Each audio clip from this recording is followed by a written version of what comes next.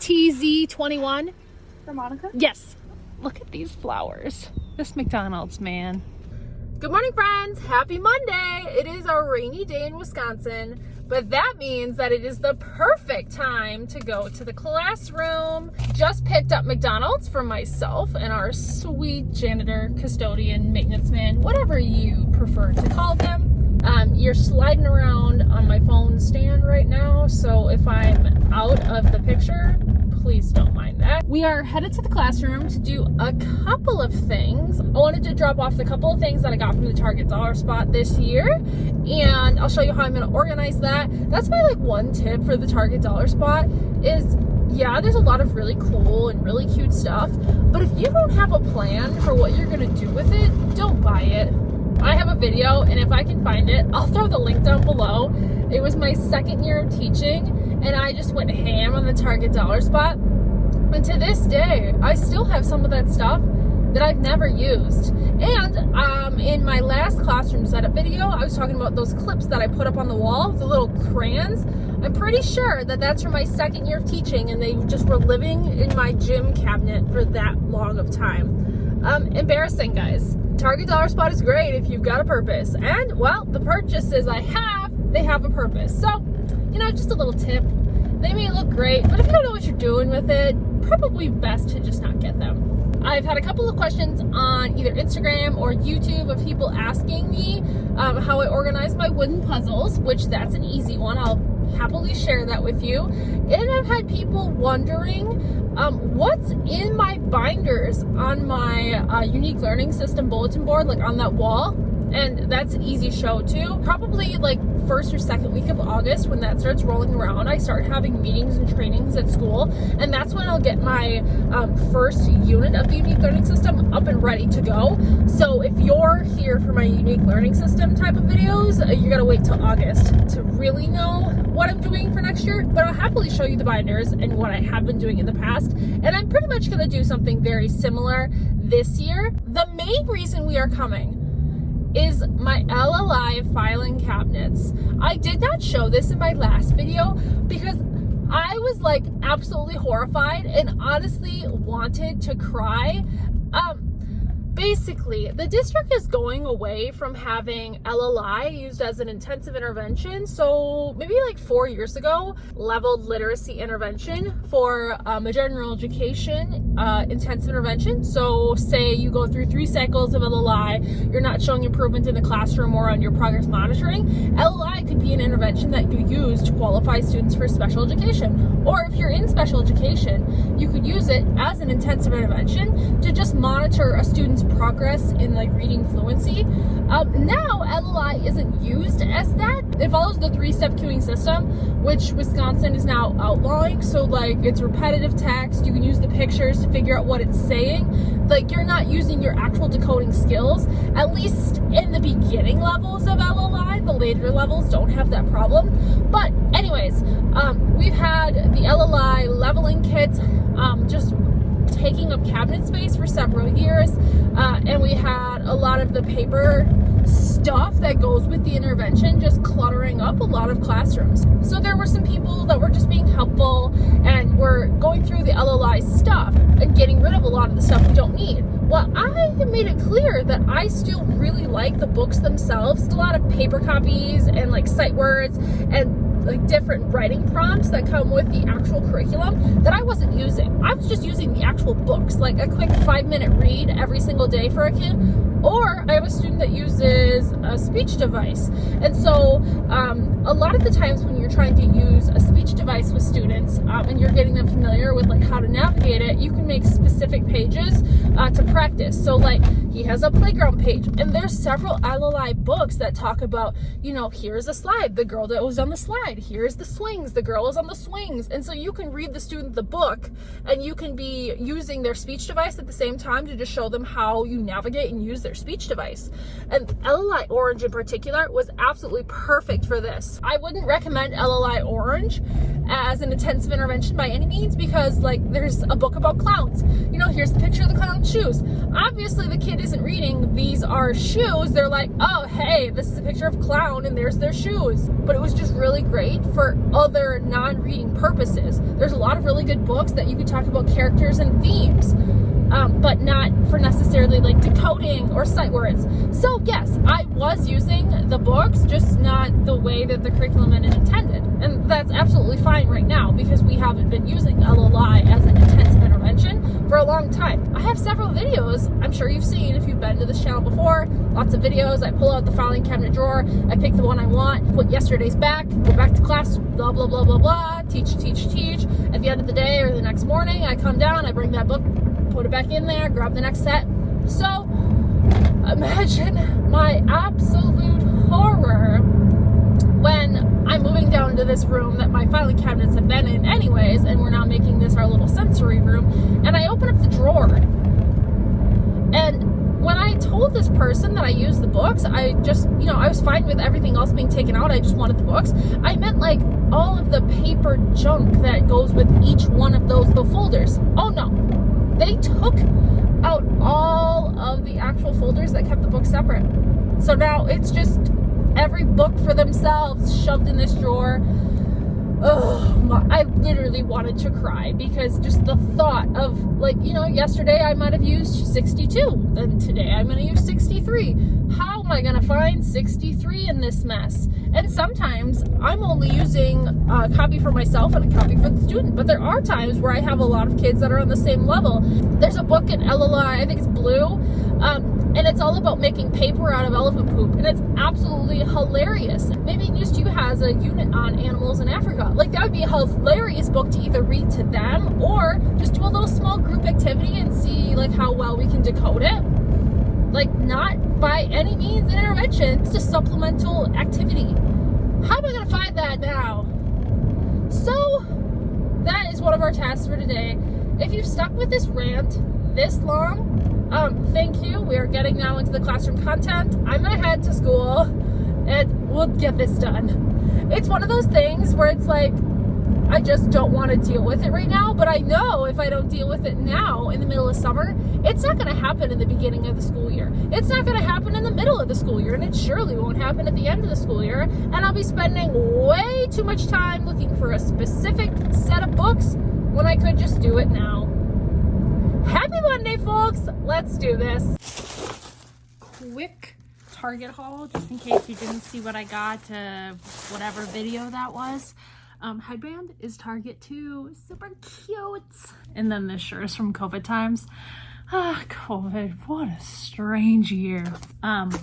Wooden planet puzzle, wooden weather puzzle, test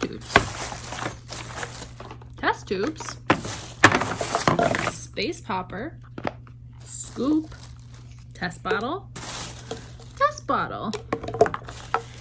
and a receipt. Because we will use our PTO money for this. Woo! So first thing first, deep plastic and put away the new purchases. Don't let them sit around or you'll never take care of them.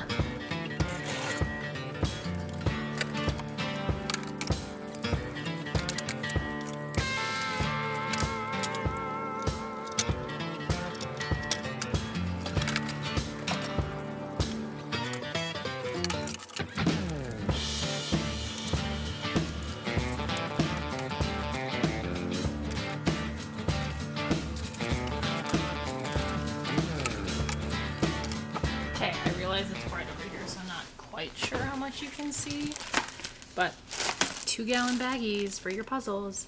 It's great. Then you can just store them upright like this. These purple bins are big lots, and I really want one more, so I'm really hoping I can find another when back to school season rolls around. We could use another bin. Some of these puzzles, like this one, could be as old as I am. But yeah, for like puzzles like this, can you imagine that stored any other way? Doesn't matter how far this gets thrown, it should be fine. And then these guys technically could go in my fidget bin that I change out pretty frequently, but I don't want a saucer flying through the air, let's be honest. And I bought them just to be used with my space sensory bin, so oops.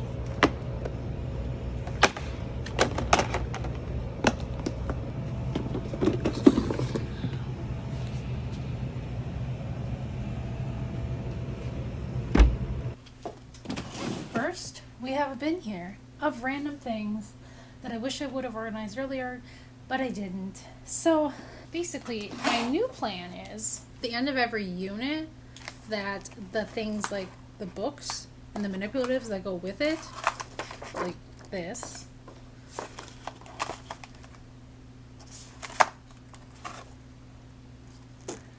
all go in here. So then basically in 2 more years, I'll just pull out this unit and here's all the books and things that I need.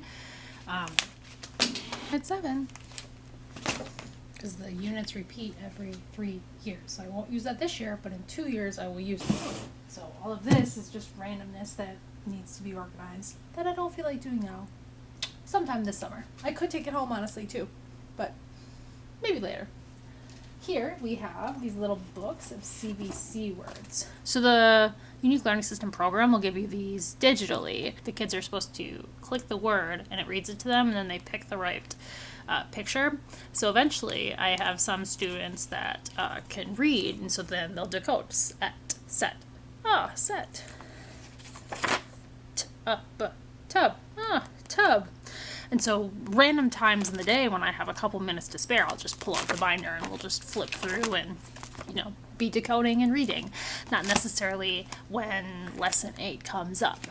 Everything that's back here, this is the same thing. It just needs a label. Everything that's back here in these binders are things that can just be pulled and done at random and not necessarily have to correlate to the unit that was done. Shape puzzle. I'd say 99% of my students just do this digitally, but I have one student who is working on one-to-one matching with objects.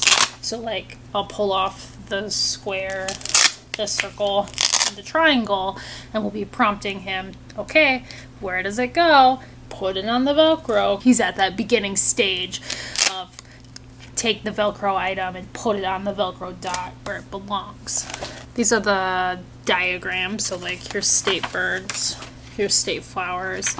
So we don't necessarily have to be reading about state flowers or state birds. I'll just take the pictures off these 2 pages and spread them around and have the kids organize them into their category. It doesn't have to correspond to what we're doing.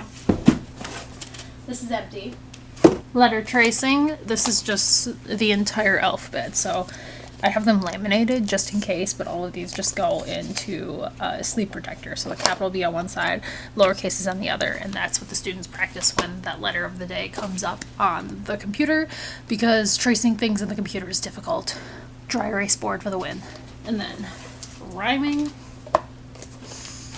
trike, bike, state, gate. So it's just all of the different ones. Doesn't necessarily have to be related to the unit that we're working on. We can just pull it out, read it, and rhyme it. And all these little books. When you're on this lesson digitally, it's just like one big square, and it's kind of like a comic where the kids are supposed to click it and listen to it, but I would much rather have it in a small book form.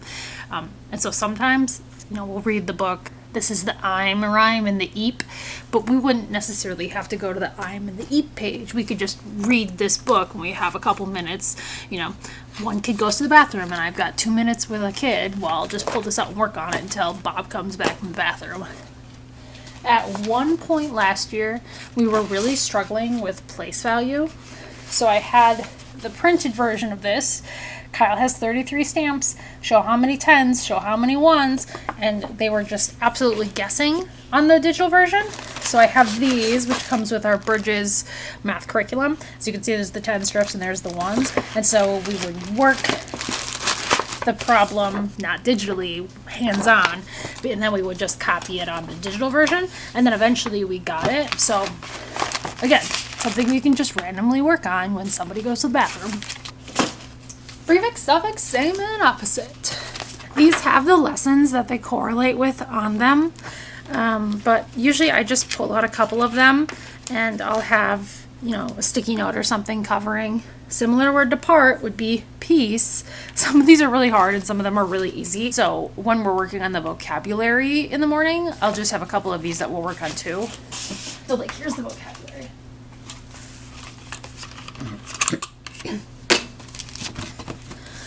Yes, you can do it digitally. I have them all in Velcro pieces so that I can give, you know, 5 to you and 5 to you and 5 to you, and then I read the word and they match the picture. Or sometimes a kid will read the word and somebody else has to match the picture. They're all in Velcro because my student that uses a speech device, I can stick the picture on here. Hi! Apparently we were working on the national anthem one day. Stop. Hi! And then he can participate too. At one point I was just printing out every single vocabulary word that came with the unit, and I was keeping them within the unit, and then I realized there was a lot of duplicates. So I ended up making a binder of the vocabulary words so that I look at the document and then I can decide, you know, how many of these words do I actually have to print and how many of them do I actually already have. Like, this will be the 3rd year I'm doing it. So after this year, there in theory shouldn't be anything new. So I should already have all those vocabulary words. And so like, that's just how I would grab it every single day when I do the vocabulary. As you can see, I just left this at the end of the year and I didn't deal with it, and that's fine. And then the rest of this is all just randomness. Like, this was a bingo game that went with lesson 27 and unit 27. Like, that needs to get organized eventually. Here's a bag of randomness that went with that unit. Here's another one. So in theory, the only thing that should be in here is these red folders. And then my bag of clips is what I use when I'm printing and laminating so that I'm not losing pieces, especially when someone laminates everything off and they start cutting. Say lesson 4 has one big paper and like 5 little options that go on it. They would clip the little options to the paper so that we're not losing anything before we get to the Velcro portion. That's not all. Underneath my math stuff, there's also 3 squares worth of stuff. Let's see, can you see that? No. So I'll walk you through those. Here we have a binder. I just keep all the science experiments. Here's the crafts. I keep the picture of the crafts. So like paper bag house, it's gonna go in that binder. And if I have an example that goes with it, great. The recipes. And it says ULS recipes because I have the News to You and the Unique Learning System ones in there because we use the recipes a lot because obviously we have a little kitchenette situation over there and we use it very frequently. Very blessed. And then we have our vocabulary. 2 binders worth, alphabet split into 2 because when you're Velcroing it takes up a lot of room. This is not actually Unique Learning System. This is what a student uses if they go to class for social studies and we're working on maps. Like, this would be what they're working on, their version of errorless learning. But that's a teacher's paid teacher thing. That's not Unique Learning System, but that's just why it's in here. This one. To me, this is like a must. If I had to pick and choose what I did Velcro, this would be what I absolutely have to make a Velcro activity out of. Because when students are doing this one on their computers, they can just move the words around and the box will light up green if it's right or red if it's wrong. So nobody's actually reading or trying to figure out the sentence, they're just looking for the colors. So this is one thing I have to absolutely do every single lesson, every single unit is this. Has to be done paper version, otherwise we're all just cheating. This one lost a piece. And then this is another social studies one, not Unique Learning System. And this is random math stuff, so that doesn't need to be talked about. This is Made for Me Literacy. This is Made for Me Literacy. I think Eventually my Made For Me literacy things I'll keep in the gym cabinet. The one that all those random LLI books are in that I talked about last video that I never use, that I should do something with. So, you know, that's the plan eventually. This is a coin binder. Coins are so hard for students. So, as you can see, some heavy dry erase work is done here. So, and Made For Me literacy. There's a plug-in behind this, that's why this cord's here. But then this is just more youth learning stuff that needs to be actually organized and not just living in a bag under here. Like this is year 8, every single year we just get more and more organized. And since this is up here, we can talk about this too. Usually this is in that cabinet over there because I only use this a couple times a month. Because when the shape portion comes up and it's asking, how many faces does a rectangular prism have? How many corners does it have? Like, if you ask a random adult on the street, they couldn't tell you how many edges a cube has. If a student can navigate the paper and see cube and then see edges, great. So I have the paper copies they can look on. I have lots of different manipulatives and materials and activities that we use for shapes and edges, different worksheets, and then I also have the actual physical object too, so if they want to see like what does a cylinder actually look like. Woo! Okay, brief overview. What's in the binders. I will make a dedicated video on the youth learning system when August rolls around and I'm ready to start that new unit. But I think we're done. We're fine for everything I wanted to do in here today. Let us mosey down to our sad filing cabinets. Welcome to the small group / sensory room. The swing is up. Hooray! It's called a Romano stand if you're interested. Big fan of this one, but this is just like a typical swing, kind of like the one that I have on my front porch, honestly, too. So that works for bigger kids. Like if I use that one, I hit the floor.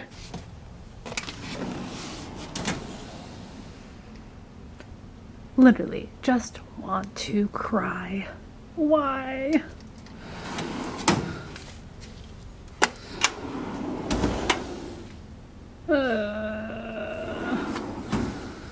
You know, they're all like that. Yep.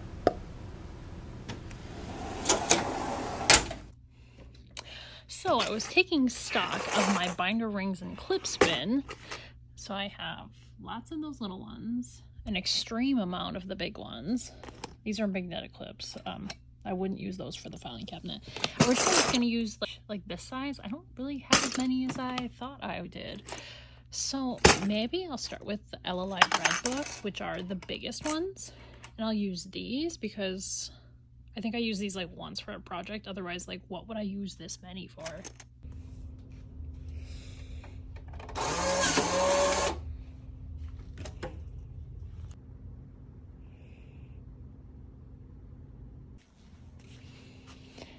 I think what drives me the most crazy is like all of these are in the same drawer together. This is a level N. This is a level D. Like, they have no business being together. Ah! Just want to scream and cry. This is the look I'm talking about. It's disgusting, but the kids think it's so funny. Like, just a big old ball of poop, and oh look, now we're making paper out of it.